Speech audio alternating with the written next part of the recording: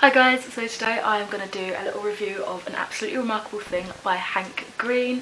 I thought I really want to do a YouTuber does books, you know, my little weird series, YouTuber book things that I do every now and again. And it was funny because I actually forgot that the Green brothers started out as vlogging people. I think I'm subscribed to them, but I don't really watch them, to be fair. I probably watched them more in my youth, which wasn't too far away, to be fair, than I do now. And I don't think I was like super fans of them, so not really a biased review because I'm not super like affiliated with Hank Green.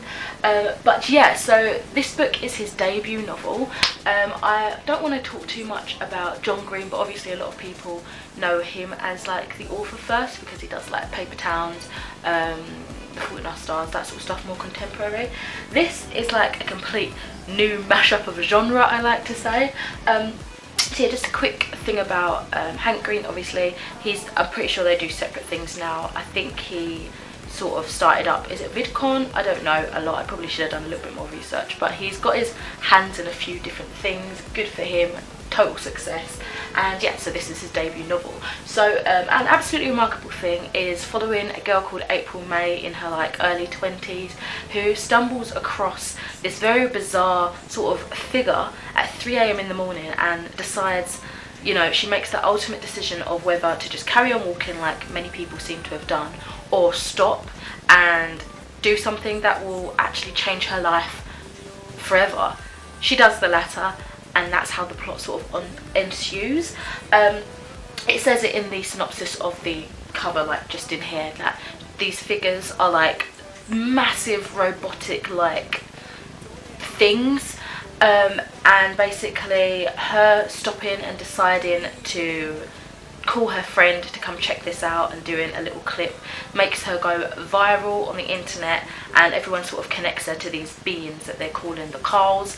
And it's a crazy story. It's got a mix of contemporary, it's a mix of sci-fi, there's LGBTQ plus themes as well. Our main character April May is bisexual. Great stuff. It's not one of those things where being bisexual is an afterthought and it doesn't feel like they're just chucking it in there to add diversity, even though the main girl that you see her with at the start, her girlfriend, is black as well. It's not one of those things like, oh, by the way, she's black, by the way, she's bisexual. No, it's not like that. It's just part of their character. They're already out as that. It's nothing. I do like coming out premises, the idea of those premises, but it's one of those things where our character is very comfortable in their self. This is just another facet of them, so that's nice. It just feels natural and real, do you know what I mean? So yeah, it's got a lot of themes, a lot of different genres kind of merged into one, which I like. So I ended up giving this a 5-star. I enjoyed this way more than I was expecting. Basically, I hadn't intended to pick it up and give it a read, but I saw it on like a library stand and I thought, oh, that's actually a really striking cover. I wasn't intending to buy it or anything, but then after I initially saw it in the library, a couple of weeks later or so, I just kept thinking about it and I'm like, if it's still there on the stand, I'm going to check it out. And it was, and I did.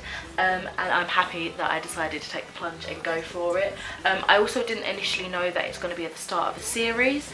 I would have preferred if it was a standalone because I've got too many open series that I'm trying to get through. One of my goals this year is actually to get through it, but there are some things that the end is left too open, like you kind of need to know what happens. I also read a Goodreads review and apparently it's just a duology, so that I can stomach a bit better currently.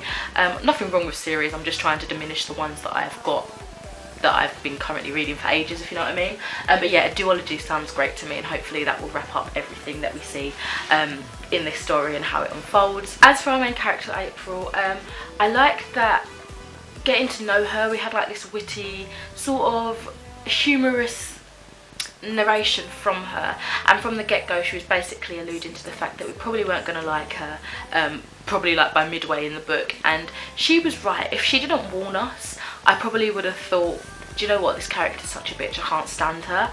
But the fact that she has that sort of consciousness to be like, I've done some crappy things, you're not going to like me after this, you know, it gave her more depth of a character, and it made her look not just like, haha, I'm the villain, I'm famous, I'm this and that. She's not really, she's kind of all of those things mixed in, but the fact that she was saying, you know what, I'm human, We make mistakes, we do things during situations that are crazy, which we may not do in regular situations, and I can vouch for that. So that, even though I did end up kind of disliking her as the story went on, that gave me like a respect for this character, that she was more than just one thing and she knew her faults.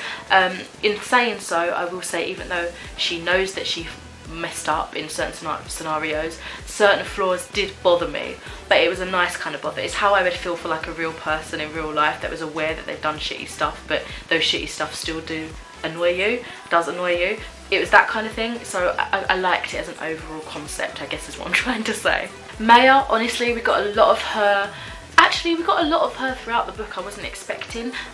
Mainly, you see her a lot more invested sort of in the story in the first like third half maybe, and I adore her as a character. She's awesome. I am gutted with how she was treated, but do you know what, she's a better person than me, because I would have held grudges and not helped out when someone needed me. I'm terrible in that way, but she just kind of buckled up. She saw the bigger picture, knew it wasn't just these individuals that needed help, but like the wider good, if you know what I mean. She was an awesome character. Andy as well, I would have liked to have seen more of him. I feel like April really overshadowed him. I mean, it's her story, it's coming from her perspective, so it's totally understandable, but when you look at their personalities, you can see that almost clash of she's going to be the star, she's going to be this, he's kind of the cameraman, the one in behind the scenes, and it would have been nice for him to be acknowledged a little bit more than just that, because he's obviously set up to be a person as well, a character, and I feel like there's more to him than we've been able to see, because he's been outshined by April, which again, understandable, it's her point of view, it's her story, you know. But he was there too, and he contributed a lot to what was happening as well, so it would have been nice to see more of him. Hopefully by the premise of how this ended, we'll see a little bit more, maybe even from his perspective in the next book. Fingers crossed, I really hope so. Miranda and Robin were some of our other side characters. I do feel like it's really strange, both of them I feel like didn't need to be in the story as much as they were. I feel like they just added to make it believable that she had more like friends, and just made it a little bit more believable that it wasn't just sort of really April and Andy doing everything, because that after a while it'll be like, that's not really believable, how can just two people do this? So I think it helped in that aspect. Miranda, I do feel like she could have just been talked to on the phone a bit more. She didn't need to be physically in there as much. I feel like I could have done maybe without her character, although I did like her. It was just one of those things where I felt like she wasn't necessary entirely for the overall outcome of this book. Robin, although I would have liked to have seen more of him, I thought he was absolutely adorable, is another one, as I mentioned, that didn't need to be as invested in terms of relationship building. He was just like a side character that I can imagine we'd have still got the same sort of content with less of him, but I wanted more of him, if that makes sense. A little bit confused in there, I know, sorry. And back to April quickly. I do feel like she had this not like other girls trope, which is kind of annoying. I've actually done a video on tropes that I dislike. Funnily enough, that wasn't in the video. I probably forgot about it. I should probably add it in the description or something. If you'd like to see other tropes I don't like, check it out. But yeah, that kind of got a little bit tiring. But again, it was one of those things she was sort of aware of. She knew she was special because of the situations that arise in the book, but she also didn't know why. And I don't know, before all that, I even felt like she had these not like other girls trope because of things like, oh, I don't watch regular TV, I'm not really into social media. But then she would explain that it's kind of the not, I'm pretty sure she even said the not being involved in social media is kind of like being involved anyway. That's like what she was going for in a way. Please correct me if I'm wrong on that, but I'm pretty sure that was like one of the little things she said. But again, in doing so, and in stating that she wasn't really like other girls in that sense, it was crazy to see how quickly she fell into the step of being social media famous when the issue arose.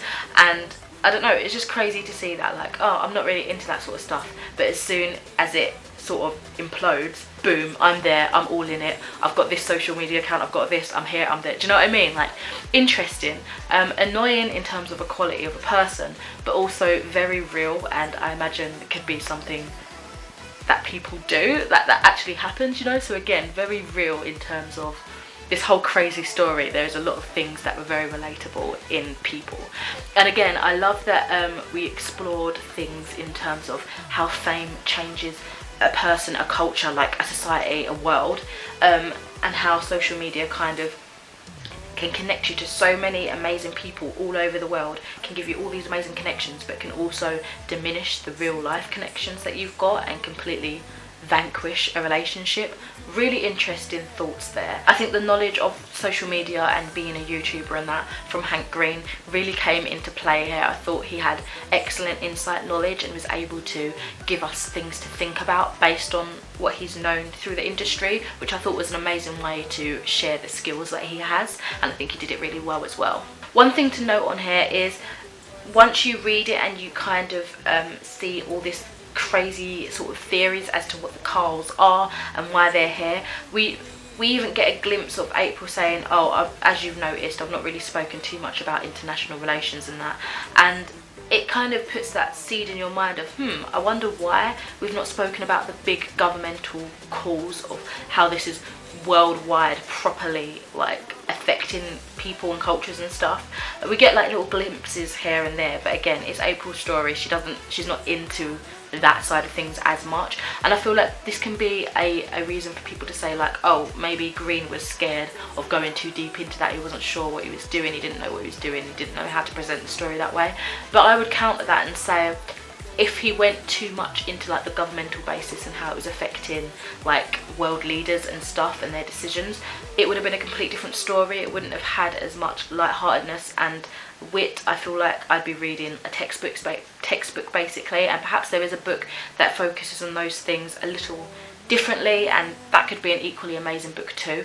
But I was here for this story. I was excited to see how this went, and even though it was more light-hearted than perhaps if those issues were brought in a bit more at the forefront, I still feel like this handled interesting topics, great topics to discuss that actually happen just as well. So there's my random little views on that.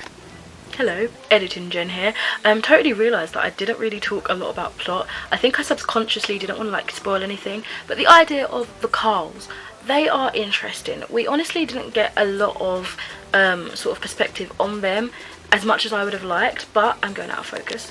But I feel like the next book will totally go into why they were there, like more in depth, what they're all about, what this means for humanity, what this means for April and Andy and Miranda and everybody involved, what it means and what will happen next. So yeah, again, even now as I'm acknowledging this plot, this storyline, I don't want to spoil anything about how much the Carls gave us in this story, because honestly when you think about it, it wasn't a lot, but interesting nonetheless, very interesting. And I feel like this was the chance to get to know the characters first and foremost. I feel like the points brought out in terms of like fame and all this and how it changes people was one of the main sort of storylines. I feel like the Carls put there was the catalyst for those themes to be spoken about and to be brought out,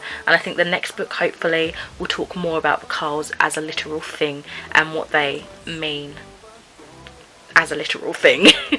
Yeah, just wanted to quickly interject that because I felt like I didn't really talk about them enough. So yeah, I'm just going to leave it here with what a cliffhanger.